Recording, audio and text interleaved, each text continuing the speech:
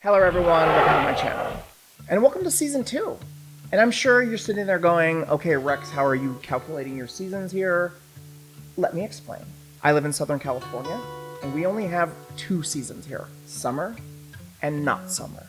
I started writing in January of this year, so not summer. And now that summer is unbearably in full swing, Season 2 of my Trek series has officially begun. To kick things off, I thought it would be fun to go over some goals that I've set for myself for this upcoming season. Because to be completely honest, I'm trying really hard not to melt to death in that heat out there. That death, swamp-ass, skin-melting f***ing heat. So while we are here inside, let's list out my goals for Season 2.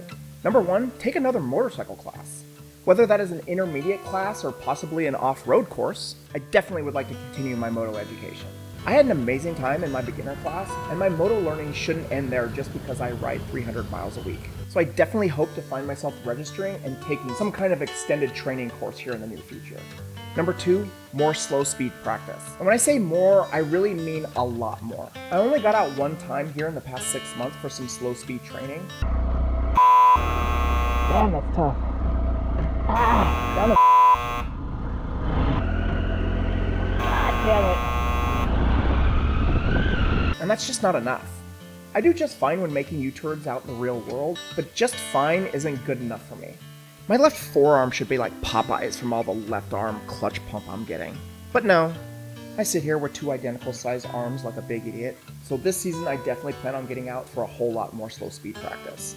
If you're also in the SoCal area and like to get together for some slow speed practice, leave a comment below and maybe we can set something up. Number 3, take a long distance trip. Knowing I'm able to be on the bike longer than my standard hour-long ride to work, I'd like to get out for a true long-distance trip and visit some amazing places on the bike.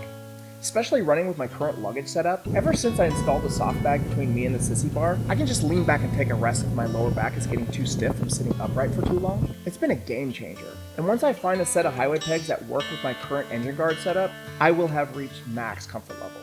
But seriously, I live so incredibly close to so many gorgeous places, it's just a shame that I'm not visiting them on the bike.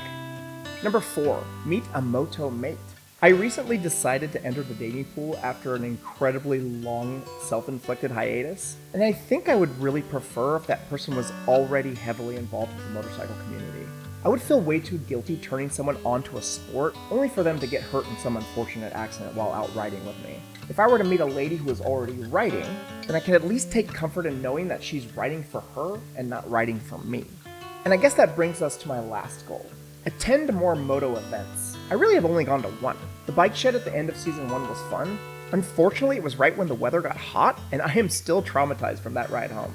But I'd like to make a solid effort to hit more bike nights, moto shows, and moto spots like the Rock Store so I can expand my interactions with other motorcycle enthusiasts.